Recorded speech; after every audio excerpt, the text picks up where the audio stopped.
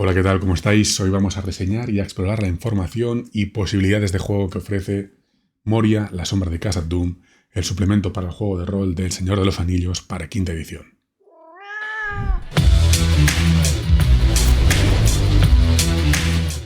Bueno, antes de siquiera empezar, avisar de que este vídeo no es que contenga spoilers, es que vamos a destripar el libro. Vamos a enseñar todo el contenido, las posibilidades, tablas, zonas de juego de Moria, opciones para el director de juego, mapas.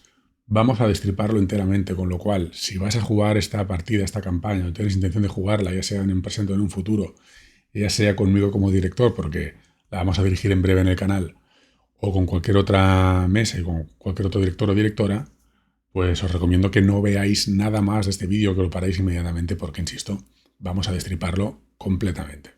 En cuanto al formato del libro, sigue el patrón, el formato de la colección en su versión inglesa. Esto significa que la portada, como habéis visto al principio, es satinada, es lisa y tiene este un poco reflejo brillante que produce este tipo de encuadernación, ¿no?, de la portada.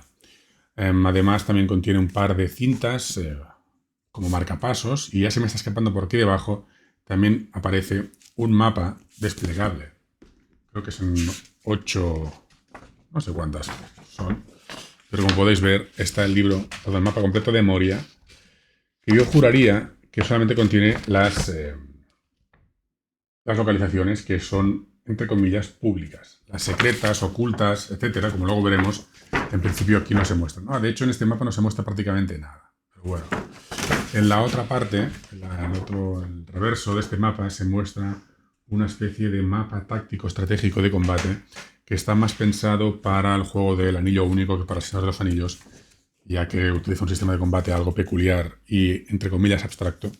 Y esto en quinta edición pues no tiene ningún sentido, pero bueno, algo había que poner en el otro lado del mapa. Antes de seguir, un par de cosas. Muy probablemente este libro de Moria, cuando aparezca en la versión española, incluso en su versión para el Señor de los Anillos, la portada, a diferencia de la versión inglesa, seguramente será de esta rugosa, que a mí personalmente me gusta muchísimo más, y es la que es original, también en inglés, de la línea del Anillo Único, ¿vale? Es este como rugoso, con este reflejo así con la imagen, y que es muchísimo más agradable al tacto y a la vista, al menos desde mi punto de vista. También comentar que el suplemento en que voy a revisar la edición para El Señor de los Anillos quinta edición, o para quinta edición mejor dicho, el 99% del contenido del libro es prácticamente igual o exacto que el que está escrito para El Señor de los Anillos. Evidentemente hay algunos cambios en cuanto a cosas mecánicas, como qué dados se tiran, qué modificadores se añaden, etcétera, y cómo se calcula y cómo se realiza la mecánica. A veces, por ejemplo, en el Anillo Único te piden 3 tiradas y aquí solamente una. Pero en cuanto a información, en cuanto a la campaña, entorno, personajes, es exactamente igual. Como he dicho, esta campaña la vamos a dirigir en el canal en breve. No inmediatamente, porque tengo la agenda apretada, no solamente con partidas de rol, sino también pues, con la vida personal y profesional. Y bueno, antes hay intención de jugar la aventura que viene en la caja de inicio de Blade Runner, y cuando hayamos jugado esa aventura, que en principio son 2, 3, 4 sesiones como mucho, jugaríamos la campaña de Moria. Ya está la mesa formada, etcétera, etcétera. Pero esto lo cuento más que nada porque me he molestado a traducir el libro al castellano, con la inestimable ayuda y soporte de ChatGPT, aunque luego también hay muchas traducciones y correcciones y ediciones manuales. Y también lo he exportado, lo he importado a Fantasy Grounds en un formato así como es el que ellos te permiten para mostrar la información de una forma ordenada, agradable a la vista y fácil de acceder. Con lo cual, como esto está perfectamente traducido al castellano, para mostrar el contenido de Moria, el suplemento del que estamos hablando, yo creo que es mejor que, en lugar de mostrar el PDF, que está en inglés, mostraremos lo que ella ha editado en Fantasy Grounds. Bueno, pues ya estamos aquí en Fantasy Grounds. Este sería un poco el libro de la campaña, que como aparece aquí arriba. Y digamos que en el margen izquierdo tenemos la sección de capítulos y partes, páginas, secciones del manual, del libro. Y a la derecha veremos cada una de las secciones que vayamos escogiendo en la parte izquierda. Podemos comprobar que hay 5 capítulos importantes: la introducción, y en las puertas las trompetas resonaron, viajes en la oscuridad, 4 enemigos terribles y 5 las mansiones de los enanos. Y al final hay unos apéndices que son expediciones a Moria y Mithril y Tesoro Mágico. Y hay una tercera un tercer apéndice que no he traducido y no he importado porque no me ha interesado a mí particularmente, no lo necesito, y es más que nada el tema de un apéndice que son unas 30 páginas para poder jugar en solitario a este suplemento. Con lo cual, si sois de las personas que os gusta disfrutar del rol en solitario, aquí que sepáis que no hay simplemente unas reglas para superar el paso como el trámite, hay unas reglas desarrolladas a lo largo de 30 páginas. Con lo cual a mí me parece que son más que suficientes como para desarrollarlo como es debido. No lo he leído en profundidad, lo admito, no os puedo reseñar esto, con lo cual no sé si están bien hechas o mal hechas. Es una cosa que a mí no me interesa nada. A mí el rol me gusta jugarlo con gente, me gusta el acto social de jugar a rol con gente.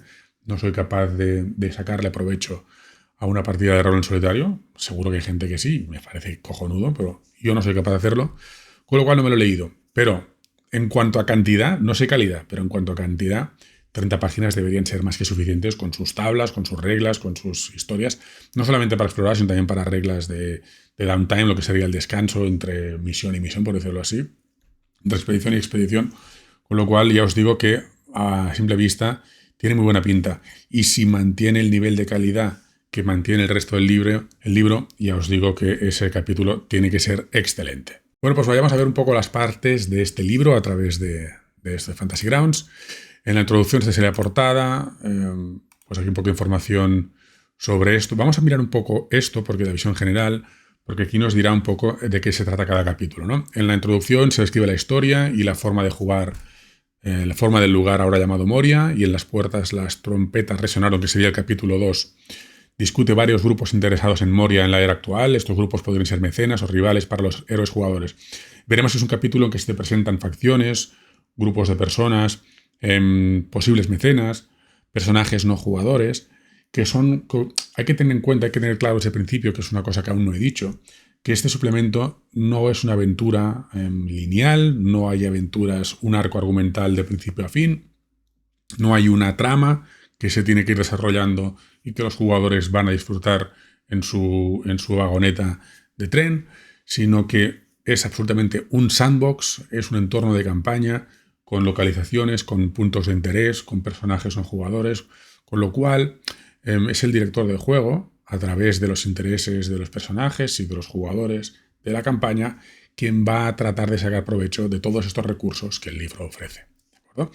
Este primer capítulo, o el segundo, que sería en las puertas, las trompetas resonaron, se te da una amalgama de personajes no jugadores y facciones y grupos de personas que el director de juego puede explotar a su antojo para que la aventura y la campaña se desarrolle como él cree conveniente. Con lo cual, muchos de los personajes pueden aparecer o pueden no aparecer, y algunos de ellos sí que es verdad que, por ejemplo, en el libro, como veremos más adelante, o a lo mejor no lo veremos porque hay mucho que contar, pero en algunas localizaciones se te dice que este personaje no jugador podría estar aquí o podría estar allá, ¿no? Vas a la localización y te dice, este personaje podría estar aquí. Pero es el director de juego, al fin y al cabo, quien decide si ese personaje está ahí o allá, y si se lo encuentran en otro lugar o no se lo encuentran en absoluto en toda la campaña. El capítulo 3, Viajes en la Oscuridad, contiene un conjunto de reglas de viaje ajustadas para la exploración subterránea, así como las reglas específicas de atención del ojo de Moria. Con lo cual, lo dicho, aquí en este juego se desarrollan, se especializan o se adaptan o se personalizan las reglas de viaje del juego original para que encajen mejor en el entorno de campaña que es Moria.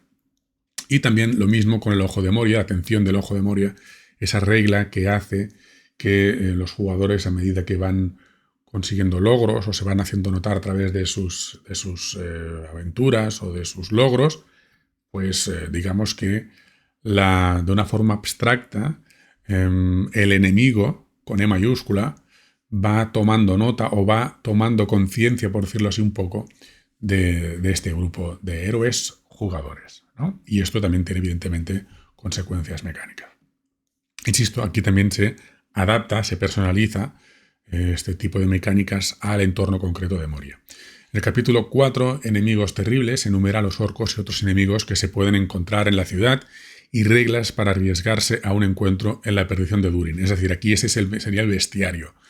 Orcos, pero no solamente orcos, como veremos más adelante, hay de todo tipo de criaturas. Y dentro de los mismos orcos hay diferentes facciones, los orcos de Udun, los orcos de Moria y los orcos de Mordor, que al fin y al cabo son tres facciones que están enfrentadas entre ellas, o que al menos compiten, como mínimo podríamos decir. El capítulo 5, Las mansiones de los enanos, es la parte más grande del libro, describiendo puntos de interés y peligros en las diversas regiones de Moria. Lo dicho, las mansiones de los enanos, y como bien dice aquí, es el grueso más importante del libro, donde se describen las diferentes secciones de Moria, como podemos ver aquí a la margen izquierda, que hay unas 9 zonas, si no estoy contando mal, unas 9 zonas importantes, y dentro de estas 9 zonas, pues sus localizaciones. Creo que es en Viajes en la Oscuridad donde también tendremos recursos, tablas, para generar zonas y otras salas aleatorias con diferentes tipos de amenazas, con diferentes tipos de características, features, ¿no? Características. Con lo cual, además de la gran cantidad de zonas y localizaciones que te ofrece el juego, también te dan un poco una herramienta para que puedas tener una base para crear nuevas, que luego evidentemente podrás personalizar a tu gusto, pero que como mínimo te sirva para crear una primera cosa que tenga cara y ojos y que luego tú vas a completar. Vamos a ver entonces la ciudad de las minas. Aquí tenemos una cronología de Moria, desde la primera edad, cuando Durin I, el padre de los barbas largas, funda Khazad Dûm, Moria, y más adelante, pues, cuál es el desarrollo del mundo, pero el mundo, la historia del mundo en relación a la propia Moria, ¿de acuerdo? Creo que es aquí el 2965, que es en la actualidad, es el día presente, en teoría. Esto ya evidentemente cada director de juego lo establecerá como quiere, pero como quiera, pero el juego propone que se juegue en el año 2965, después de la muerte de muchos goblins en Erebor. Algunos héroes se arriesgan a entrar en Moria una vez más. El día presente para los propósitos de esta guía. ¿Vale?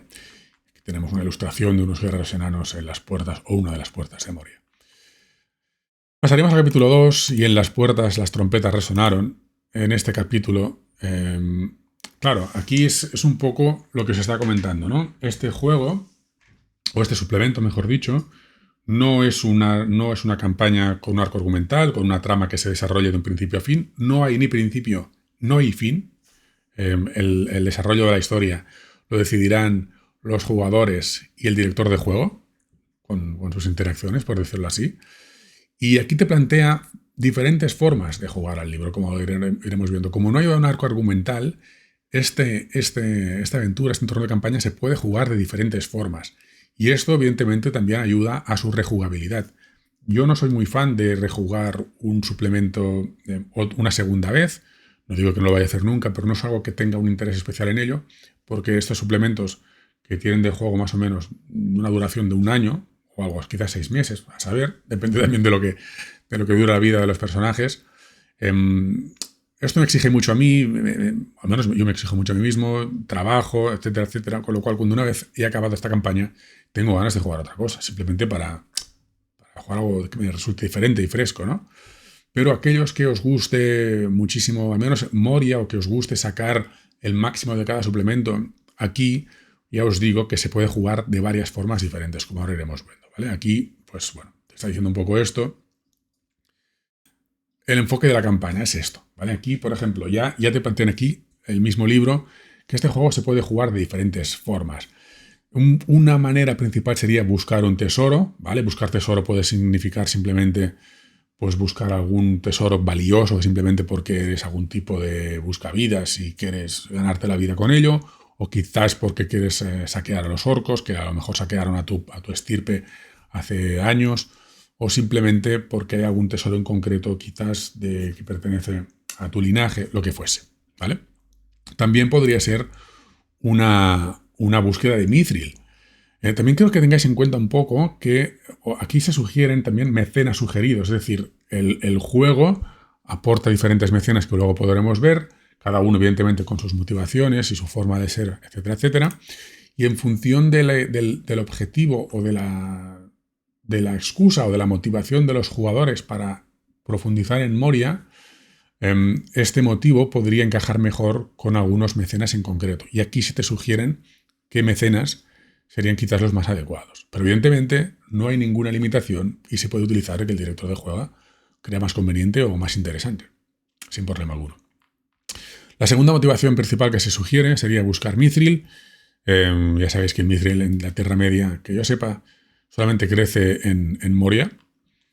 También se plantea una tercera posibilidad, que es simplemente el hecho de cruzar Moria. No es explorarla porque sí, no es ir a buscar nada en concreto, ni a nadie en concreto. Es simplemente, sería un poco, por ejemplo, la motivación que tuvieron o que tienen en El Señor de los Anillos, el primer libro, de que simplemente cruzan Moria porque no les queda otro remedio. Ojalá no cruzaran Moria, pero es que no les queda otra opción. Con lo cual, esta es otra forma de jugar la campaña, simplemente cruzar Moria, ya sea de oeste a este o, por qué no, de este a oeste. Y una cuarta posibilidad que te ofrecen es la venganza, ir a buscar a algún orco, algún caudillo orco que se cargó a tu padre, a tu abuela, a quien sea, ¿no? Y vas a por él. Aquí hay diferentes jefes orcos, evidentemente, que se te plantean tanto en el capítulo de enemigos terribles como luego en su localización en el capítulo 5, con lo cual hay posibilidades de sobras a explorar en este sentido, más las que el director de juego se puede inventar por sí mismo, por supuesto. Y ya para terminar, buscar conocimientos sobre los anillos, pues anillos enanos y otros que se pudieran forjar en su interior. De acuerdo, ya sabemos que los enanos son grandes forjadores y trabajadores del metal. Y aquí lo dicho, ¿no? Aquí también se establece un poco que los patrones, los mecenas, podrían ser un enemigo mortal de la compañía. Es decir, aquí no todo tiene que ser tan evidente, y a lo mejor un mecenas que en una campaña para ti puede ser tu aliado, también puede suponer un rival en otra campaña, ¿no? Tú tienes un mecenas que es el que te ayuda, y otro que podría ser un mecenas se puede plantear como un rival, porque incluso también se podría contemplar la posibilidad de, por ejemplo, de que Saruman sea tu patrón.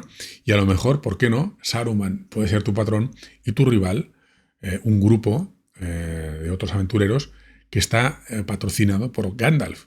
¿Por qué no? Y a lo mejor los jugadores no tienen por qué saber esto, que su mecenas real es Saruman, porque este está actuando a través de otro mecenas, digamos, entre representante y en la sombra, con una cara más, digamos, amable, o que al menos, claro, los jugadores ya sabrán que Saruman cómo es, pero los personajes no tendrían por qué saberlo. Pero para ocultarlo a los jugadores, y que no se metajuegue, podría ser Saruman a través de un representante quien conduce y manipula un poco la voluntad y la motivación de los jugadores.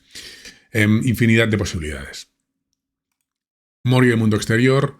Aquí es lo que comentábamos, que aquí había, pues, se describen los diferentes pueblos, facciones y personajes y mecenas que puede utilizar el director de juego en la campaña. Los enanos, el pueblo de Durin, diferentes mecenas como Frora, señor Mjolnir de Harmelt, etc. Personajes no jugadores que es posible que se encuentren los jugadores durante la campaña en Moria o fuera de Moria, porque no en los alrededores, accesos diferentes, etc. No sé si lo hemos visto aquí aún, o viene más adelante. El juego propone diferentes accesos a Moria. Conocido solo hay uno, que es la puerta este, y quizás la puerta oeste, no estoy seguro. Hay, además de estas dos puertas, unas 7 u 8 accesos más, si no recuerdo mal, aproximadamente, que son secretos y que también pueden dar juego al grupo y el director de juego para misiones, para que esos jugadores, estos personajes, encuentren o consigan información sobre la localización de estos accesos. Pero bueno, no me quiero adelantar. En otras casas que no sean necesariamente de Moria, sino, yo qué sé, de las montañas nubladas o Erebor, etcétera, etcétera. Las montañas de hierro.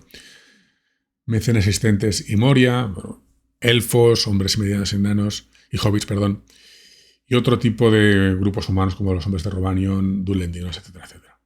¿Vale? O sea, grupos, facciones, cada uno con sus motivaciones, con sus intereses, que tú puedes utilizar como director de juego en Moria o no, porque a lo mejor no tienes ni por qué utilizarlo.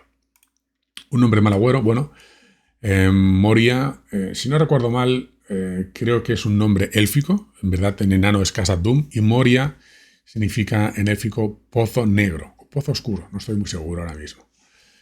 Aquí tenemos unas tablas de rumores falsos para cuando estéis al inicio de la campaña, quizás en Bree, quizás en cualquier otra ciudad o villa que se le ocurra al director del juego.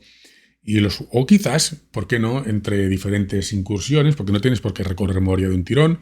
a lo mejor haces una parte y vuelves a tu punto de origen y sigues buscando rumores, pues aquí tienes unas tablas de rumores, verdaderos, falsos, famosos. Aquí se te indica un poco la mecánica del juego, mecánica para determinar si han sido capaces de conseguir rumores falsos o verdaderos, o lugares famosos o lugares oscuros o ocultos, y en función de la información que hayan sido capaces de conseguir a través de esta mecánica que se describe, pues el director de juego tira en la tabla correspondiente. Y dirigir Moria. Esto es algo muy, muy interesante y que me parece muy acertado añadirlo, porque claro, al fin y al cabo, tengamos en cuenta que Moria es un entorno de campaña bastante cerrado, ¿no? Y bastante, entre comillas, podríamos decir incluso monótono. Al final son una enorme, gigantesca, brutal ciudad enana, excavación, que tiene una extensión absolutamente brutal. Y claro, entorno de campaña, desde el punto de vista de describir y de variedad, ofrece pocas posibilidades, ¿no? Al final es una ciudad enana, sí, con sus partes y con sus cosas más chungas, ya iremos viendo. Pero al final puede hacerse un poco tedioso jugar durante semanas y meses en un lugar bastante monótono. ¿Por qué negarlo? Entonces, aquí se te ofrece un par de páginas, o 3 o 4, no me acuerdo, dentro del libro, se te ofrece un recurso que es diferentes temas y tonos para ambientar los viajes y cavernas y escenarios y salones enanos que se vayan encontrando los jugadores. Quizás te propone, por ejemplo, unos temas de maravilla para que adjetivos y recursos descriptivos que sean más maravillosos, que sean más alucinantes, que sean más positivos, que te animen un poco el espíritu, cosas que te sorprendan, ¿no? Que aludan a la maravilla de los jugadores. Pero, por ejemplo, también se te ofrecen lo contrario o muy diferente, que serían temas de tristeza y miedo, cosas más oscuras, más siniestras, más melancólicas, ¿no? Pues que al fin y al cabo la ciudad enana, aquí podríamos estar maravillados por, como digo, en los temas de maravilla, maravillados por la construcción enana, su arquitectura, los grandes salones que fueron capaces de construir, algo realmente esplendoroso, pero al fin y al cabo, como digo, en el siguiente capítulo, la siguiente sección, al fin y al cabo la ciudad no deja de ser una ciudad muerta, es una ciudad fantasma, es una ciudad triste. Aquí antes vivieron miles de enanos durante muchísimos años y ahora no es más que unas cavernas negras desoladas, oscuras y llenas de amenazas y peligros, con lo cual todo esto también puede entristecerte el corazón, ¿no? Si nos ponemos un poco poéticos. Con lo cual, insisto, aquí ya se puede entrar más en detalle, pero se te ofrecen diferentes recursos para dirigir Moria de diferentes maneras. Bueno, describir Moria, según convenga. Podremos viajar ya a la tercera sección de Viajes en la Oscuridad, la compañía bajo tierra. Aquí,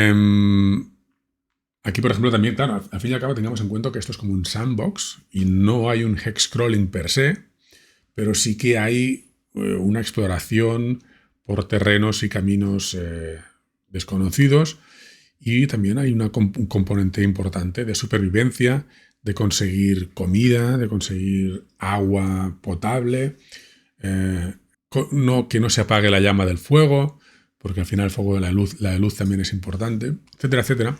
Con lo cual aquí también se te está planteando un poco este tema de los recursos, aquí el tema de la secuencia de viaje, como que insisto antes, se ha adaptado para este entorno de campaña concreto en Moria.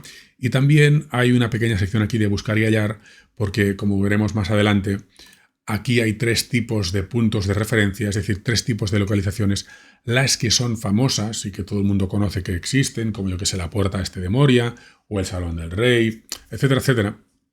Pero luego hay otros puntos de interés que son más difíciles de encontrar o que incluso se desconoce por completo su existencia.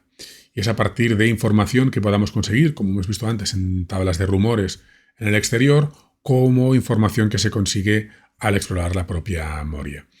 Y entonces aquí hay unas reglas para cuando estás buscando un punto de interés oculto o secreto, a ver si eres capaz de encontrarlo a la primera con tu instinto y con tus capacidades de viaje, o si tienes que dar unas cuantas vueltas sobre una misma zona para finalmente lograr aquel lugar que tú estás buscando. Y eso, evidentemente, si tardas más, también se pueden suceder más encuentros aleatorios, más amenazas, etcétera, etcétera, y más más recursos consumidos, agua, comida, antorchas, etcétera, etcétera. El siguiente sería describir Moria.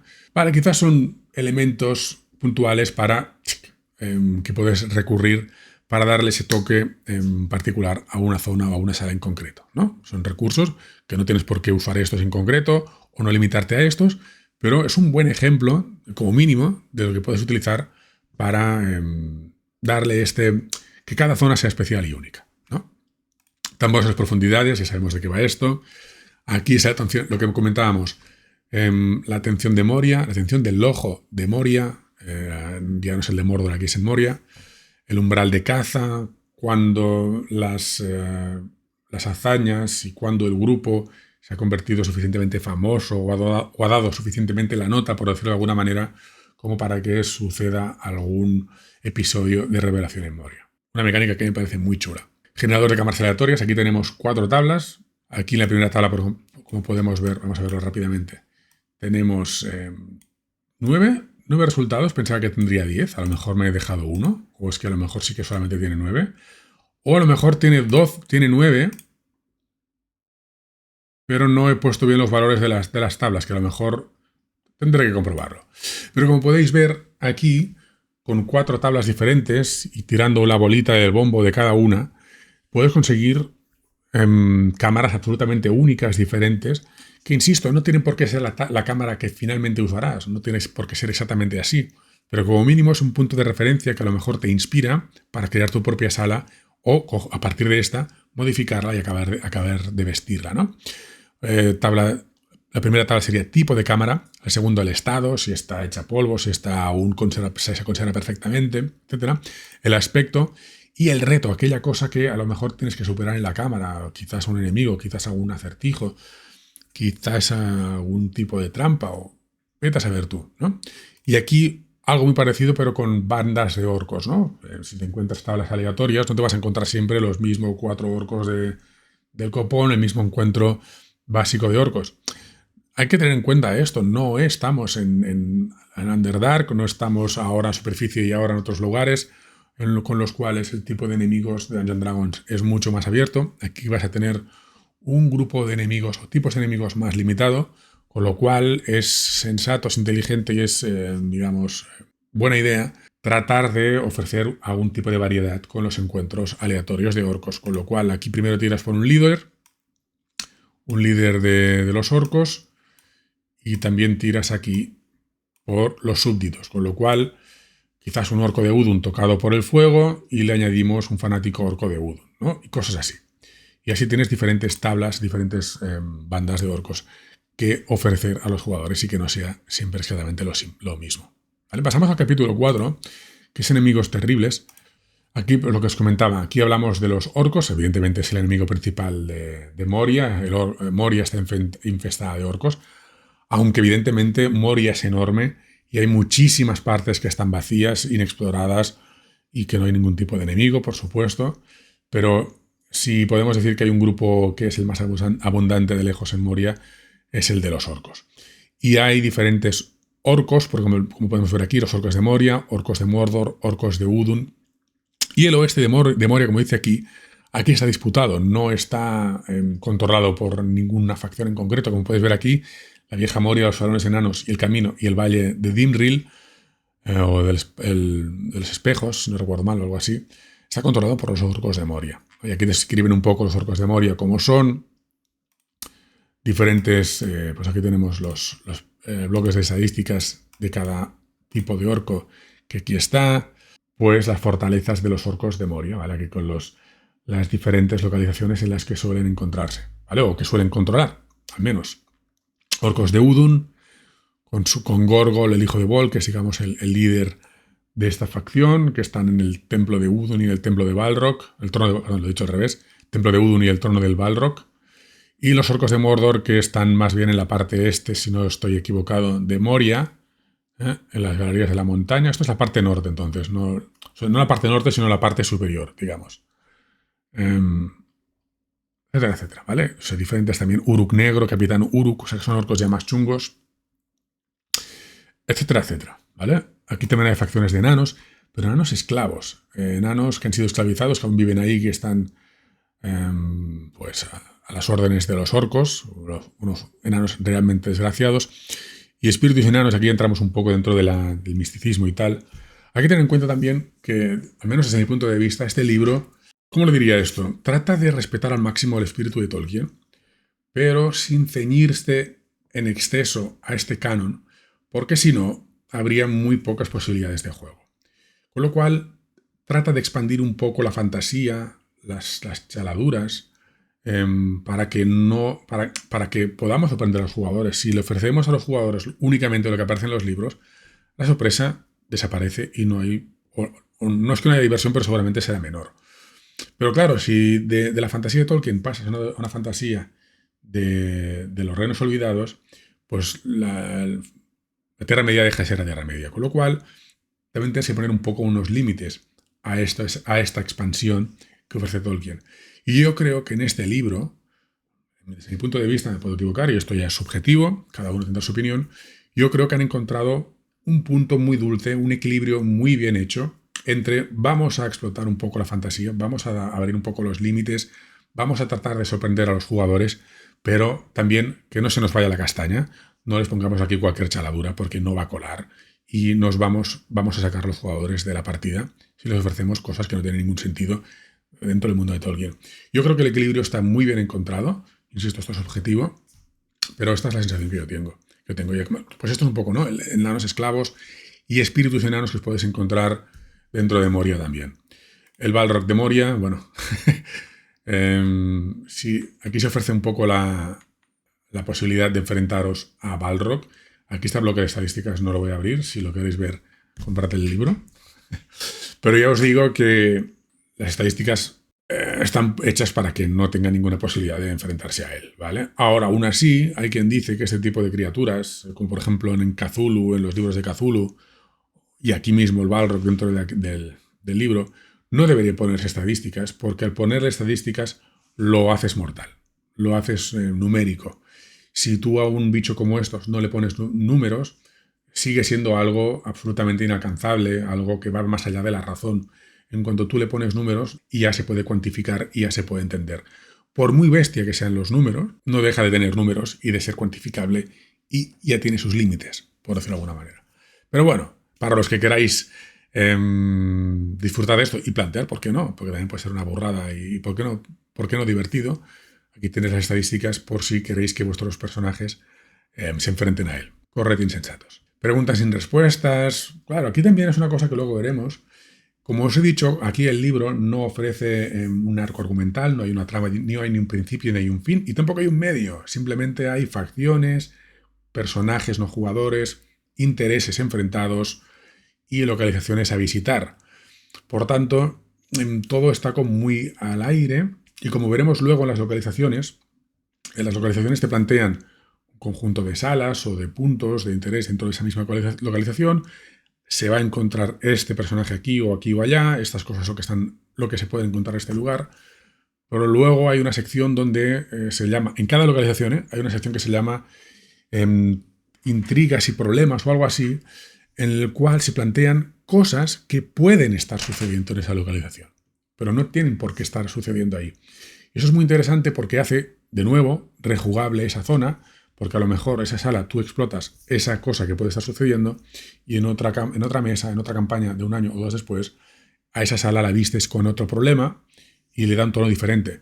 Y a lo mejor para la trama o para el interés de tus personajes, para cómo se ha desarrollado, si es como hemos visto antes, una campaña de venganza o una campaña de cruzar Moria de un extremo al otro, lo que sea, te puede interesar más como director de juego utilizar uno de esos problemas o intrigas u otra, o ninguna en absoluto, otra que te puedas inventar tú. Pero siempre te ofrece estos recursos a disposición del director de juego, y esto es a mí lo que me encanta. Es un sandbox muy bien desarrollado, desde mi punto de vista. Aquí, otras cosas siniestras para terminar. Bueno, eso está muy bien también. Lo que decía un poco, ¿no? Aquí se expande un poco los límites de la fantasía de Tolkien, cosas que no se han visto en sus libros, pero que para mí no desentonan. Un espectro de ceniza, un murciélago gigante, unos sapos de piedra, ¿por qué no? Y unos cometuétanos, unos comehuesos, por decirlo así, cosas oscuras, siniestras, que Tolkien no ha planteado, pero que tampoco si los hubiese utilizado en algún momento, tampoco habrían sido ninguna charadura. ¿Vale? Aquí unos golpeadores, unas criaturas que van por las rocas y hacen tap, tap, tap, tap, tap, ¿no? Y que pueden, es un recurso, está muy interesante, porque el director del juego puede utilizar a su antojo, tanto para ayudar a los jugadores, a los personajes, a que huyan de alguna amenaza, que realmente es mejor alguna sala que a lo mejor les conviene no entrar, con lo cual puede hacer un poco aquí de Deus Ex Machina o yo qué sé, alguna cosa para ayudar a los jugadores a no meterse en líos demasiado gordos, o todo lo contrario, quizás para ayudar, para embaucarles y llevarlos por unos derroteros que ellos no quieren, ¿no? Bueno, un recurso como todos los demás a ser usado a discreción del director del juego. Y vamos a pasar ya a la sección más importante del libro, que es las mansiones de los enanos, pues es la descripción de cada uno de los lugares, de las zonas de Moria, etcétera, etcétera. Aquí tenemos un mapa de Moria, que es el que hemos visto antes, que yo me molesta también hacer aquí con mis chinchetas, mis pins, para abrir cada una de las localizaciones, las montañas de Moria. Yo hablo aquí esto ya y tengo esta información, con lo cual esto es muy gustoso y muy útil en la partida. Pero aquí podemos ver este mapa, ¿no? De Moria, que se plantea de dos formas diferentes. Una cenital, ¿no? Que es desde arriba, y otra que es más, digamos, lateral, ¿no? Las profundidades, podemos ver la profundidad de Moria. Y si no recuerdo mal, ahora Moria se divide en dos niveles, por decirlo así, en dos estratos, por decirlo de alguna manera, que están divididos, también si no recuerdo mal, por este pasillo central que prácticamente cruza toda la excavación, ¿no? Entonces, digamos que esto es considerado la planta cero, de alguna manera, y a partir de aquí, cada nivel por debajo se llama profundidad X, donde X es el número a partir contando hacia abajo, profundidad 1, profundidad 2, y al final de todo sería profundidad 40 o 50 o las que haya. Y en cambio, si empezamos a subir en plantas hacia arriba, se llama niveles. O sea, el nivel 1, nivel 2, nivel 3, hasta la nivel más arriba que esté, ¿no? Se llaman, si no recuerdo mal, profundidades si empezamos a contar hacia abajo y niveles si empezamos a contar hacia arriba. Mira, justamente está explicado aquí, ¿vale? Niveles y profundidades, salones y puertas. Viento y agua, luz y comida. Y aquí lo que decía, ¿no? Estas son las entradas que hay en Moria, que la única conocida, la única pública, es la puerta de Moria, que está en el Valle de los Espejos, pero hay, no sé, unas 9 o 10 otras entradas, como por ejemplo las puertas de Durin, que es la que aparecen, evidentemente, en El Señor de los Anillos, por la que entran en ella, habla amigo y entra, pero luego también te ofrecen unas 8 o 9 entradas más secretas, que eso también, al menos es lo que estoy planteando yo para mi campaña, son también un recurso o una palanca que te permiten inventar nuevas aventuras, porque a partir de aquí, como las puertas, los puntos de acceso son secretos, puedes imaginarte formas de descubrirlas, aventuras o investigación que tenga que hacer para encontrarlo, ¿no? Con lo cual, al no tener nada fijado, esto lo puedes aprovechar para desarrollarlo como a ti te interese o como a ti te salga de la cabeza, ¿no? Y aquí está un poco lo que os comentaba antes de los puntos de referencia, que hay 3 tipos: los famosos, los oscuros y los ocultos. Los famosos son los públicos, los que todo el mundo conoce, o casi todo el mundo, y que sabemos que el salón del rey está aquí, la puerta tal está allá, etcétera, etcétera. Pero luego hay otros dos que son los oscuros y los ocultos. Los oscuros, pues quizás hay algunos rumores, quizás se conoce que está por esta zona de Moria, quizás por sus profundidades, quizás por los salones del rey, pero no se acaba de saber. Y esto es muy a grandes rasgos y con la brocha gorda, ¿eh? Y luego está a lo mejor los ocultos, que son lugares absolutamente desconocidos para todo el mundo, que nadie sabe nada, que no hay ningún tipo de registro de estas localizaciones y que los jugadores pueden encontrar, ya sea por destino, por mala suerte, porque algunos lugares a lo mejor es mejor no ir, o porque han sido capaces de encontrarlos a partir de información o de algún orco que hayan podido interrogar o alguna cosa que hayan encontrado muy a las profundidades de Moria, etcétera, etcétera. ¿Vale?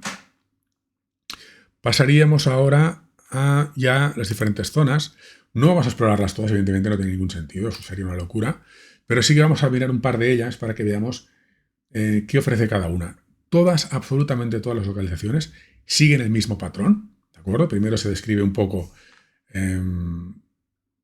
Este es el Valle de los Espejos. Esta sección no es ninguna localización en concreto. Primero, como podéis ver, hay aquí una sección que está como menos identada, menos tabulada, que es la principal, la que describe toda la zona, las amenazas en general que se pueden encontrar, las características de esta zona, su historia, etcétera, etcétera. Y luego ya en cada una de estas localizaciones sí que se describe cada una de ellas siguiendo exactamente un mismo patrón. ¿Vale? Primero se describe si esta localización es famosa, oscura u oculta, y también para qué nivel es. Esto es una de las diferencias que existen también entre la campaña para quinta edición como para el Anillo Único.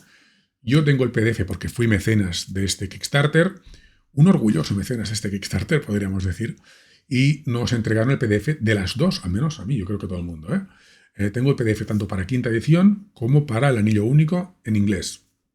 Y tampoco es que me haya puesto muy a buscar las diferencias con mucha profundidad, pero sí que he visto, por ejemplo, que en el Anillo Único, desconozco el juego completamente, o completamente no, pero no conozco bien el juego, el tema de cualquier nivel no existe, simplemente se escribe si es famoso, oculto o secreto o oscuro, perdón. Entiendo que no hay niveles en ese juego y que tampoco que se suben las habilidades más, podemos decir, como sería en BRP, ¿no? Que subes habilidades, estas van mejorando, pero no hay niveles, no hay estratos de poder, por decirlo de alguna manera. Con lo cual, en ese libro no hay una indicación de cuándo se debería ir a una zona u otra. Lo cual es bueno y es malo. Es bueno desde el punto de vista más puro y esencial del sandbox, ¿no? Que total libertad. Pero claro, al menos en El Señor de los Anillos, y hablando concretamente de Dungeons and Dragons, las diferencias de poder son muy bestias entre niveles bajos y altos. Muy bestias. Con lo cual, claro, si vas a una zona pensada para nivel 9, como a nivel 3, te van a crujir. Es mejor no ir. Con lo cual, esto es una buena referencia para el director de juego para saber cuándo poner en la mesa esto, cuándo darles un poco de información sobre este lugar, no hacerlo demasiado pronto ni hacerlo demasiado tarde, quizás, ¿no?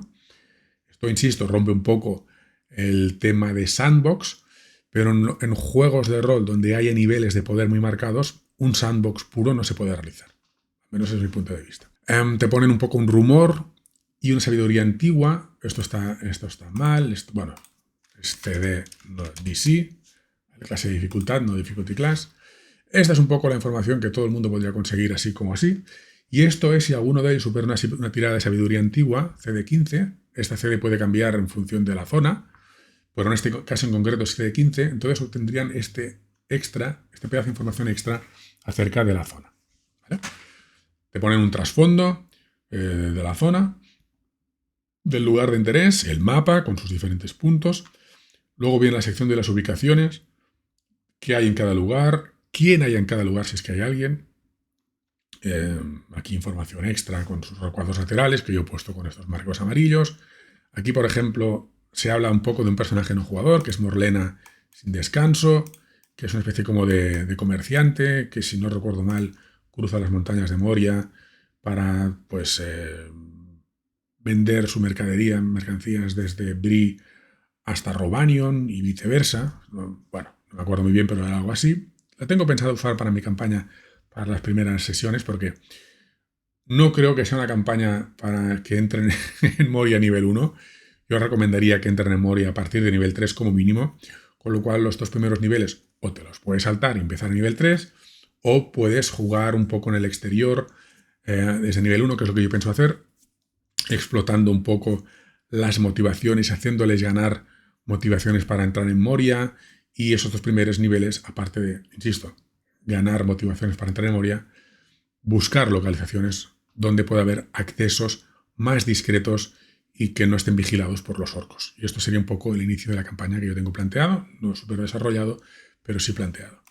Y como os decía, cada localización termina con esta misma sección que se llama Intrigas y Problemas, y a partir de aquí, en esta localización en concreto, te plantean 4 diferentes intrigas o problemas que se pueden estar dando para que tú puedas utilizar y acabar de vestir y acabar de darle vida a esa localización, porque la localización, tal y como se plantea, son lugares descripciones y quizás personajes no jugadores, pero no hay que hacer nada. Pero puede ser interesante, y yo creo que sí que lo es, vestirla con algo que está pasando en ese momento en concreto. Si otros viajeros que estén en la escalera de los espejos, no sé, lo que sea, en cada sección, en cada zona. Ya os digo que cada zona es exactamente el mismo patrón, ¿vale? Otra vez el rumor. Aquí os dice que es oscuro y cualquier nivel. Sabiduría antigua, aquí CD20. Es más difícil conocer o conseguir este rumor. Otra vez ubicaciones con sus localizaciones numeradas que coinciden con el mapa, etcétera, etcétera. Aquí estadísticas muy básicas de un personaje no jugador. No entramos aquí ya en habilidades de combate y nada, porque no interesa nada. Y como os digo, termina con sus intrigas y problemas. Cada una de estas localizaciones, como os digo, sigue este mismo patrón exactamente, con lo cual esto es muy, muy, muy útil y un poco como lo que sigue OSE, ¿no? El Old School Essentials, que es un manual, y las aventuras también, que siguen un patrón muy definido, muy marcado y muy homogéneo a lo largo de sus manuales, desde el manual mismo, con lo cual el director de juego, el jugador, el director de juego que vaya a consultar ese libro, como sabe que cada página, y de una forma casi, digamos que inconsciente, sabe que cada página y cada sección va a estar organizada de la misma manera, no tienes que hacer un esfuerzo ya para comprender cómo está dispuesta la información. Ya sabes cómo está dispuesta y la puedes encontrar enseguida. Y esto, para mí, es algo muy, muy útil y muy bien trabajado. ¿Ves? Como veis, hay una enorme cantidad de localizaciones a jugar, desde sin nivel, es decir, se pueden visitar en cualquier nivel, otras que son más visitables a nivel 9 similares, otras que hay a nivel 3 y entre medio lo que queráis. ¿Vale? Ya para terminar, serían las expediciones a Moria. Vale, sí, la sección de expediciones a Moria. Aquí hay dos expediciones que se comentan desde un punto de vista más ya, podríamos decir incluso que académico, histórico o cronológico, ¿no? Esto prácticamente no se va a jugar en la mesa, pero si ya es un punto de vista además para satisfacer tu curiosidad, por si quieres saber cómo se desarrolló la expedición de Balin la trágica expedición de Balin a Moria. Pero es más, porque no solamente te lo plantean desde una forma desde un punto de vista académico, ¿no? De formación, sino que también te lo plantean por si quieres tú jugar esta expedición de Balin. ¿Por qué no ser Balin y sus ayudantes y sus seguidores que tratan de recuperar Moria para ellos? Bueno, aquí se plantea un poco esta posibilidad. Y lo mismo yo también pasé por la Puerta del Valle de los Espejos, pero aquí estamos hablando un poco de las expediciones, si no estoy equivocado, de Gandalf el Gris, pero también de Aragorn. ¿Vale? Cada uno de ellos también cruzó o visitó Moria, cada uno por sus razones. Ya para terminar, el último apéndice, como os he dicho, hay un tercer apéndice que no está incluido en mi libro de Fantasy Grounds, pero que ya os he dicho antes que era el de para jugar en solo, que son 30 páginas, pero el último apéndice que yo he puesto aquí es el del Mithril, tipos de Mithril que hay, objetos mágicos que podéis encontrar, no mágicos con Mithril, recompensas. Ya sabéis que este juego, a medida que vas subiendo de nivel, tú puedes ir mejorando algunos de tus objetos a través de un bloque llamado recompensas, les añades que tengan más facilidad de crítico o un bonificador al ataque, etcétera, etcétera, ¿no? Pues aquí, pues a través del Mithril, añadir recompensas a los objetos de los jugadores. Y aquí también un poco un índice de los objetos mágicos que se pueden encontrar a lo largo del manual. Bueno, y hasta aquí la reseña del suplemento de Moria, La sombra de Khazad Dûm, para el juego de rol del Señor de los Anillos para quinta edición. Espero que os haya gustado. Yo creo que hacer como un poco un resumen del libro. Es un entorno de campaña sandbox muy bien desarrollado, que no te marca nada, que no te obliga a nada, sino al revés, te da muchísimos recursos al director del juego, le ofrece ingente cantidad de posibilidades, tablas aleatorias para cámaras, para bandas de orcos, para rumores, para lo que queráis, para que cada director de juego trate de sacarle el jugo como más le convenga a él y a su mesa. Y nada, si os gustan los sandbox y os gusta Moria, yo creo que no podría haber sacado un mejor suplemento. Gracias y un saludo. Hasta la próxima.